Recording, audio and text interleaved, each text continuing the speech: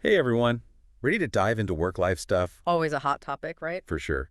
We got a ton of listener articles about work-life balance and integration. I gotta admit, even I learned some new things prepping for this. It's constantly evolving, isn't it? Like, for so long, it was all about that perfect balance. Right, like that scale image. Exactly. Work on one side, life on the other. Trying to keep it all even, but realistically, Not so easy. especially now, that whole leave work, AT work thing, almost impossible these days. One article even mentioned people getting work calls on vacation. Phew, talk about stressful. Has that classic balance idea even become, like, obsolete? It's a definite challenge. Technology blurring those lines that how many of us are truly offline when we're supposed to be? So that's why this work-life integration idea is getting so much buzz. Instead of total separation, it's more like blending it all in a way that actually works for you. So less like a scale, more like a smoothie, mixing it all up, finding your own recipe. I like the example in one article, someone leaving work midday for their kid's school event, then picks work back up later. It's making work FIT your life, not the other way around. Exactly. That's where the flexibility comes in. Integration is about customizing your schedule, matching your energy, and what's important to you. Like maybe you're super productive in the morning, so you crush those big tasks then, even if it means a break later to run errands or hit the gym. That's totally me. I get way more done working with my natural energy flow. But doesn't integration have a, like, downside? Where's the line? Do you ever feel like you're always working? $1 million question right there. And it's a valid concern, for sure. Without clear boundaries, integration can mean overwork and that always on feeling, which is what we're trying to avoid. I'm curious, have you ever felt that pressure? Like you should be working even when you're technically off? Oh, absolutely. I think we all Yeah. kind of battle that. It's like this guilt that creeps in when you're handling personal stuff during work hours, even if you're making up for it later. It's a real struggle. And it gets even more interesting when you realize people are kind of wired differently when it comes to separation versus integration. Wait, are you talking about that segmentors and integrators thing from one of the articles? That was fascinating. Yes. Turns out we have these different personality types when it comes to how we prefer to structure our work and personal lives. Some folks, the scamentors, they crave that clear separation. Laptop closed at 5 p.m., not thinking about work again till morning. Others, the integrators, they actually thrive in that more fluid environment. They're cool with switching between work and personal stuff all day long. Makes so much sense. Some people need those boundaries to truly unwind, while others are fine with blurring those lines a bit. So how do you figure out which one you are? Self-awareness is key here. Think about how you work best. What do you prefer? Do you get stressed when work creeps into your personal time? Or do you naturally weave things together? There's no right or wrong. It's about knowing yourself and what feels natural and sustainable. This is getting pretty personal. So if you're a segmentor, you're probably more drawn to that classic work-life balance approach, right? Mhm. And integrators, maybe work-life integration feels better. But even then, there are still things you can do to make it work. Exactly. And that's what we'll dig into next. Whether you're a diehard segmentor or you love the integration flow, there are tips and techniques to create a work-life situation that feels good and supports your well-being. Because at the end of the day, that's what we all want, right? Like you said it. Yeah. So listeners, get ready to take some notes. We're getting into the nitty-gritty of making work-life harmony a reality. Stick around for part 2. Welcome back to the deep dive. Remember how we were talking about segmentors and integrators? Well, those personality types can really guide you towards strategies that will actually work for you. It's like a roadmap to figuring out what's going to make you feel most balanced and fulfilled, right? So let's break it down. What are some practical tips for segmentors, those folks who really crave that clear separation between work and life? One of the biggest things for segmentors is setting boundaries. It's about creating those mental and physical barriers that signal the start and end of the workday. Okay, but how do you actually do that? It's so easy to just keep working, especially when you're working from home. The lines get blurry really fast.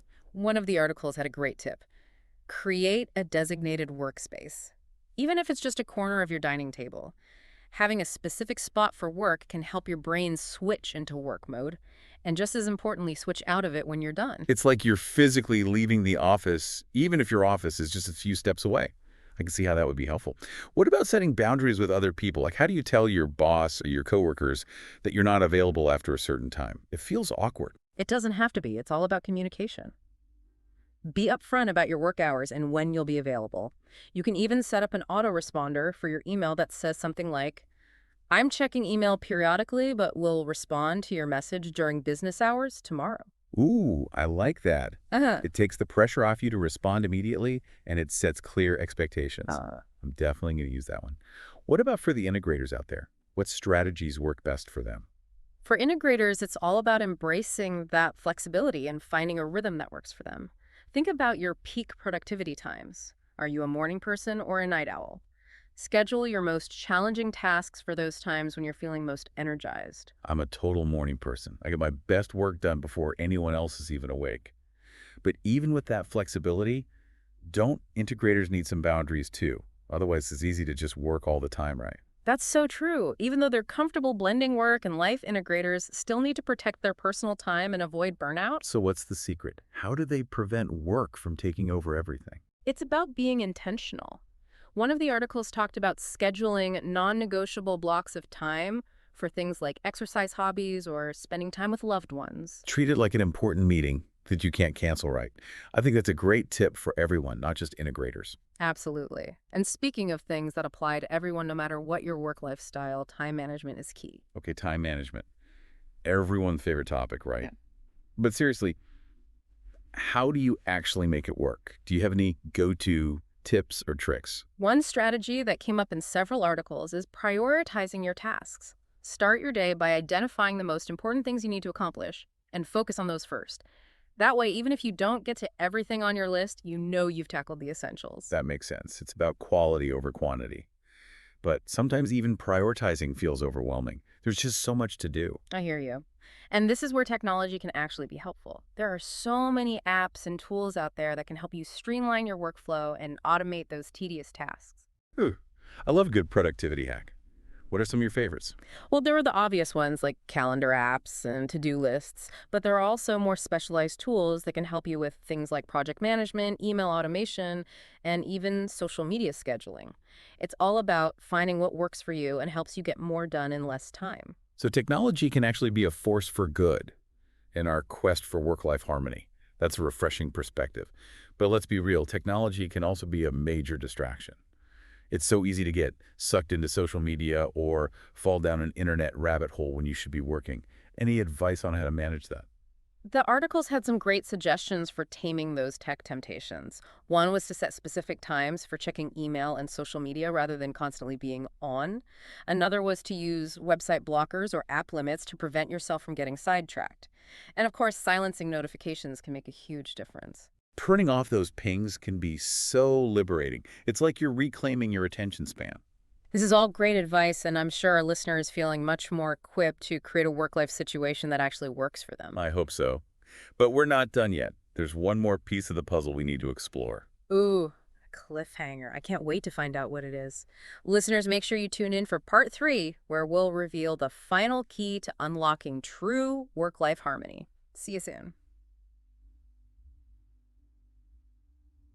And we're back. Part 3 of our work-life harmony deep dive. Remember all those practical tips we talked about? Well, now it's time to actually, put them into practice. Right. In this last part, we're focusing on techniques for that classic work-life balance, those clear boundaries a lot of people want. This is for all our segmenters out there, the folks who really value separating work and personal time. So first step to making that happen, that solid boundary. One super effective strategy, and this was in a bunch of the articles, is a shutdown ritual. A shutdown ritual, what's that? Basically, it's actions you do at the end of each workday, signaling to your brain, your body, that work time is over. Can be simple or more involved, whatever works for you. Okay, so what kind of things are in a shutdown ritual? Could be things like tidying up your workspace, closing all your work tabs, programs, maybe even making your to-do list for tomorrow so those tasks aren't hanging over your head. Like mentally closing the door on work, I get it. What else helps make that separation really stick? One article suggested this, and it's interesting. Change your clothes when you're done working. Sounds basic, but it can have a big mental effect. Like shedding your work self and putting on your personal life. Literally. I like that. Mm. But what about when inevitably work does creep into your personal time? It happens. It does, absolutely. And when it does, the key is containing it. Pick a time, a place to handle that work stuff and stick to it as much as possible. So no answering work emails during family dinner or taking calls during your workout. Exactly. Guard those personal moments. And it's also good to watch how you talk about work outside work time. What do you mean? Like, instead of saying, ugh, gotta work late, I'm choosing to finish this tonight so tomorrow's clear. Subtle, but changes your feeling about it. Owning it, Yeah. making a choice instead of feeling like work is controlling you. I like that shift. Another important thing for balance is being proactive about scheduling downtime. Fun stuff. Don't leave it to chance. Put it on the calendar just like a meeting. So true. Easy to let those things slide when you're busy, but scheduling them makes them important. Right. And self-care is not selfish, remember. It's crucial, both physically and mentally. So build in things that recharge you every week. Exercise, meditation, nature, even just a good book. Got to fill your own cup so you have something to give both to work and to your life outside of it.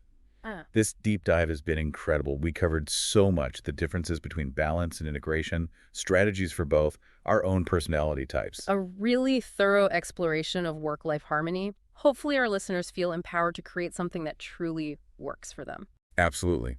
And remember, no one right answer.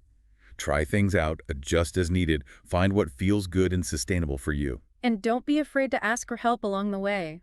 From colleagues, loved ones, maybe even a coach or therapist. Such good advice.